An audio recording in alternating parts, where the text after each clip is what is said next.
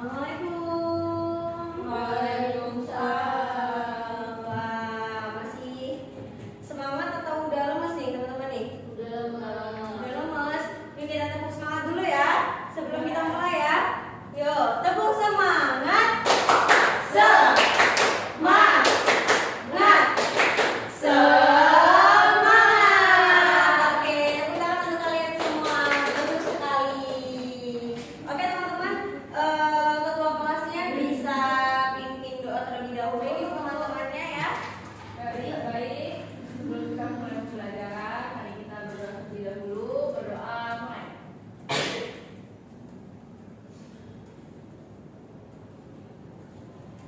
Berdoa selesai. Baik, terima kasih Kalista. Ya, Ibu. Saya buka dulu ya. Assalamualaikum warahmatullahi wabarakatuh. Waalaikumsalam warahmatullahi wabarakatuh. Ya, selamat sore. Sore, Ibu.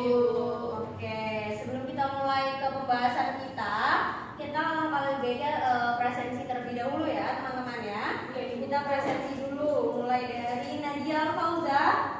Izin Ibu. Izin. Oke, dari Kalista Irawan. Lanjut Ibu. Feby Firial. Sakit Ibu. Sakit. Tuh, suratnya. Oh, ini suratnya.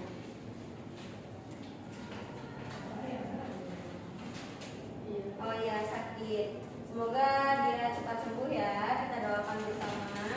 Amin. Al-Fadila As, Lanjut Ibu. Elsya Salsadila, Lanjut Ibu. Sukma Yulias Titi. Sukma, bolos, oke. Eka Amelia, Izin Ibu. izin. Izinnya kemana? Kedutaan Ibu. Oh, kedutaan, oke. Intan Nuraini. Lanjut Ibu. Oke, hadir. Bagus sekali teman-teman. Semua yang sudah hadir pada kegiatan pembelajaran kita pada sore hari ini ya teman-teman ya. Nah, pada sore hari ini kita akan membahas mengenai teks ceramah nih teman-teman. Kemarin kan kita juga sudah membahas nih mengenai teks ceramah nih. Kira-kira dari teman-teman ada yang tahu apa itu teks ceramah? Ada yang tahu? Itu apa Ibu? Soalnya saya baru pertama kali dengar. Nah, teks ceramah adalah penyampaian informasi, pendapat, atau pesan kepada khalayak secara lisan sebagai seorang pembicara. Ketika Intan nanti atau ketika Al-Fadila nanti berbicara di depan umum, itu namanya ceramah. Ketika Al-Fadila contohnya mengemukakan pendapat Al-Fadila di depan umum, itu namanya teks ceramah, Kalista. Oke? Ya, dapat dipahami? Dapat dipahami. Oke, bagus sekali teman-teman. Selanjutnya ada yang tahu nggak nih apa itu permasalahan aktual? Permasalahan aktual tuh terbaru. Yes, betul sekali. Jadi permasalahan aktual itu adalah masalah yang sering terjadi atau menjadi perhatian masyarakat. Jadi nanti ketika Intan di rumahnya ada sebuah peristiwa, Intan itu bisa mengemukakannya menjadi teks ceramah. Nah, itu masuk ke permasalahan aktualnya. Bisa tolong dibacakan Intan? Contoh permasalahan aktualnya? Jadi contoh permasalahan aktual yaitu perubahan iklim, isu pendidikan, perkembangan teknologi dan lain sebagainya. Bagus. Terima kasih Intan. Sama Ibu. Oke, selanjutnya itu ada ciri-ciri dari informasi dalam ceramah. Nah, informasi dalam ceramah itu yang pertama ciri-cirinya ada berhubungan dengan fakta atau data terkini. Jadi harus fakta, tidak boleh dibuat-buat teman-teman. Jadi harus sesuai fakta. Kayak tadi perubahan iklim yang sedang terjadi sekarang di Bandar Lampung itu kan terkadang hujan, terkadang panas, paginya panas, tiba-tiba sorenya hujan. Itu bisa kita masukkan ke dalam teks ceramah karena berhubungan dengan fakta dan terjadi sekarang atau terkini begitu. Lalu yang kedua itu memiliki relevansi dengan kebutuhan masyarakat.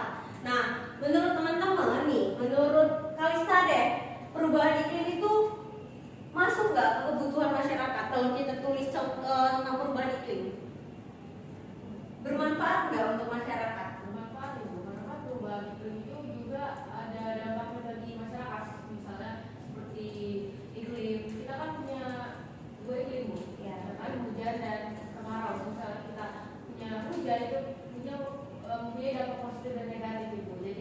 bermanfaat dan juga berpengaruh di kehidupan.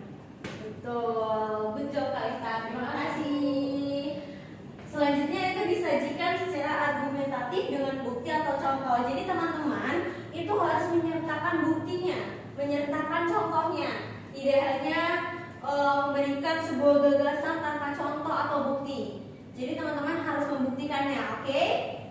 Selanjutnya itu mengandung pesan atau solusi tertentu. Jadi ketika Kalista, Intan, Elsha, Alfadila menuliskan sesuatu, kalian harus menyertakan pesan atau solusinya. Jadi sekiranya nanti teman-teman menuliskan tentang hujan, teman-teman bisa berikan solusi yang alternatif kepada masyarakat. Seperti teman-teman bisa memberikan solusi untuk membawa payung ketika berpergian, terus membawa mantel hujan ketika berpergian menggunakan kendaraan, seperti itu. Dapat dipahami teman-teman? Dapat dipahami. Oke. Nah, selanjutnya nih kita ada cara mengidentifikasi informasi. Yang pertama, bisa tolong dibacakan Kalista? Baik Ibu, cara mengidentifikasi informasi. Yang pertama, mendengarkan secara aktif, fokus pada isi ceramah. Mencatat poin utama, perhatikan hal yang sering ditekan pembicara dan menghubungkan dengan pengajar ini, misalnya identifikasi apakah informasi tersebut relevan dengan isu saat ini, serta menganalisis solusi yang ditawarkan, seperti apakah kita mau memberikan solusi yang konkret atau tidak. Betul. Terima kasih Kalista. Good job. Tepat sekali. Saya senang dengan pekerjaan kamu kali ini. Oke, jadi di sini ada 4 cara untuk mengidentifikasi informasi. Teman-teman itu bisa melakukannya yang pertama dengan mendengarkan secara aktif. Ketika teman-teman mendengarkan ceramah dari Pak Ustadz misalnya, dari gurunya secara baik, menyimak dengan baik, teman-teman akan dengan mudah mengidentifikasi informasi apa yang disampaikan oleh gurunya atau penceramah itu atau pembicara tersebut. Contohnya sekarang nih, bisa dibilang ibu ini sedang melakukan ceramah karena memberikan informasi atau pendapat ibu kepada kalian selaku siswanya. Selanjutnya, mencatat poin-poin utama. Teman-teman, ketika teman-teman mendengarkan ceramah, teman-teman dapat mencatat informasi-informasi penting yang teman-teman sekiranya membutuhkannya. Kayak sekarang nih, ibu lagi ngejelasin mengenai teks ceramah. Teman-teman dapat menuliskannya, bagaimana teks ceramah itu dibuat, teks ceramah itu apa, teman-teman dapat menuliskannya di buku catatan teman-teman. Lalu yang ketiga itu menghubungkan dengan konteks terkini. Teman-teman itu dapat seperti sekarang nih, ibu sedang menjelaskan mengenai teks ceramah. Teman-teman dapat menghubungkannya dengan informasi terkini atau berita terupdate yang tengah terjadi sekarang ini. Contohnya yang kemarin sempat viral mengenai Megatrust. Teman-teman dapat menghubungkannya dengan Megatrust tersebut yang intinya relevan nih untuk kalian bahas. Isu saat ini apa saja yang sekiranya cocok untuk kalian bahas. Selanjutnya yang keempat itu menganalisis solusi yang ditawarkan. Teman-teman itu dapat menganalisis solusi yang ditawarkan kepada teman-teman atau kepada halayak umum. Sejauh ini ada yang ingin ditanyakan? Cara identifikasi informasi yang relevan itu seperti apa? Nah, untuk yang relevan ini lebih ke gimana kalian nanti mengidentifikasinya. Contohnya misalkan nih, kalian identifikasi hal-hal mengenai sekolah misal. Kalian dapat mengidentifikasi apa aja nih yang ada di sekolah, yang realistis di sekolah sesuai dengan yang ada di lapangan begitu. Itu yang dimaksud dengan relevan. Ada lagi yang ingin ditanyakan? Bu, Ya? kan kadang kita kan susah ya udah kalau mendengarkan secara aktif banget Ya, gitu. ya. Gimana sih Bu solusinya biar kita tuh harus bisa paham gitu tentang isi-isi dari ceramah walaupun kadang kita tuh diajak ngobrol temennya atau gimana gitu. Oke, baik. Bagus pertanyaannya, Alhamdulillah. Untuk caranya itu kita dapat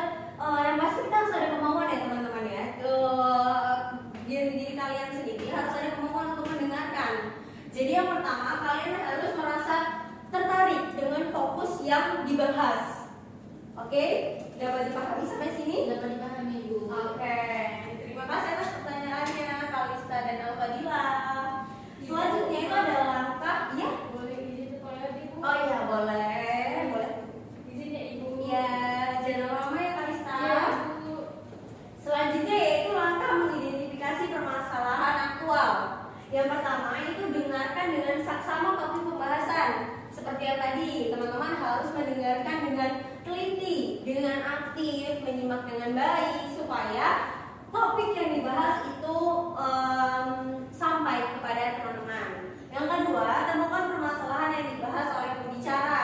Teman-teman harus menemukan kira-kira topik apa nih yang akan dibicarakan oleh pembicara.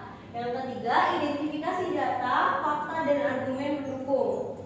Oke, teman-teman dapat melakukan identifikasi data dulu.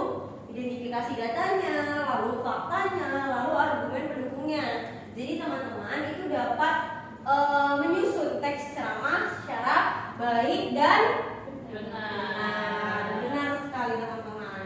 Selanjutnya, cari pesan atau solusi yang disampaikan. Jadi teman-teman, ketika teman-teman menyusun nanti teks ceramah, teman-teman itu harus mencari solusi atau pesan yang ingin disampaikan. Misalnya seperti sekarang nih yang sedang musim hujan, teman-teman harus bisa nih menyampaikan supaya gimana nih caranya biar kalau hujan pun kita nggak kebanjiran. Jadi teman-teman bisa menyertakan itu di teks ceramah teman-teman. Nah nih contoh permasalahan aktual dalam ceramah, Alfadila bisa tolong bacain? Baik Ibu. Jadi contohnya yaitu tema pendidikan di era digital. Masalahnya adalah rendahnya literasi digital di kalangan pelajar. Data pendukung, survei menunjukkan hanya 30% pelajar memahami keamanan siber. Solusi, pelatihan literasi digital di sekolah. Oke, baik. Terima kasih ya Fadila. Baik sekali dan bagus sekali. Oke, untuk contoh permasalahan ini kita ambil temanya contohnya pendidikan di era digital. Karena sekarang kan lagi marak nih tentang AI dan lain sebagainya. Nah, masalahnya rendahnya literasi digital di kalangan pelajar. Kadang sekarang pelajar itu menggunakan platform digital itu untuk yang aneh-aneh begitu kan. Jadi sekarang kita dapat memberikan solusi ya, baik Bu, ya, Kalista, di sini Bu, ya. Nah, masalahnya tadi rendahnya literasi digital, lalu data pendukungnya kita letakkan nih. Surveinya menunjukkan hanya 30% pelajar memahami keamanan cyber.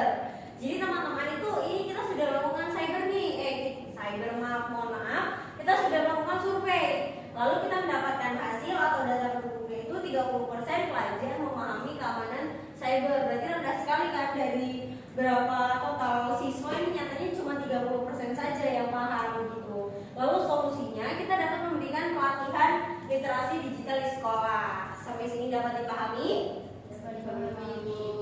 Oke, selanjutnya adalah penugasan. Siapa yang sudah tidak sabar mendengarkan penugasan? Tidak.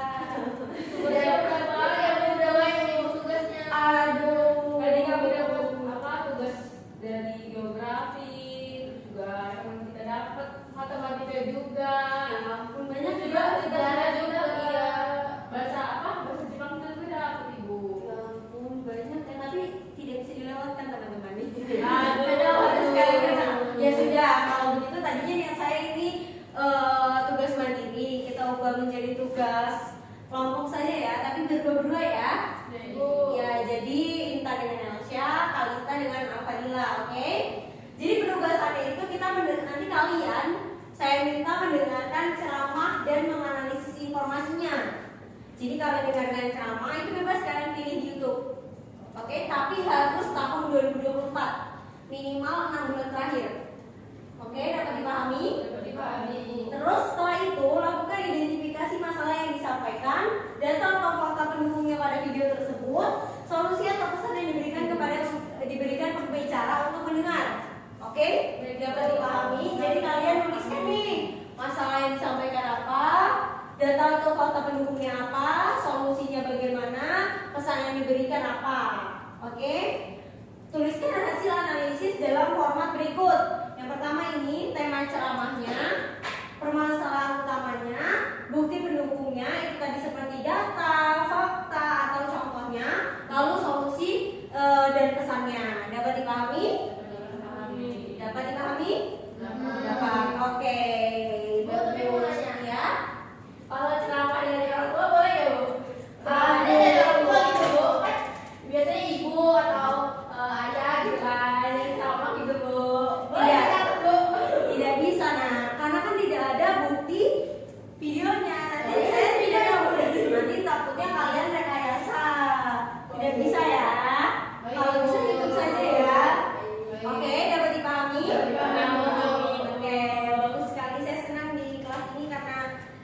gampang gitu ya untuk sampainya materinya gitu. Ada yang ingin merefleksikan kegiatan kita pada sore hari ini? Mohon maaf. Ada yang dapat merefleksikan? Tidak ada? Oke, saya rasa cukup ya, karena mungkin teman-teman juga sudah sore, waktunya untuk beristirahat, tidak apa-apa. Yang penting nanti dibaca-baca lagi ya materinya. Nanti saya kirimkan PPT-nya untuk teman-teman, tapi saya harap teman-teman bisa membacanya di rumah nanti. Mungkin segitu saja dari saya. Saya akhiri. Wassalamualaikum warahmatullahi wabarakatuh.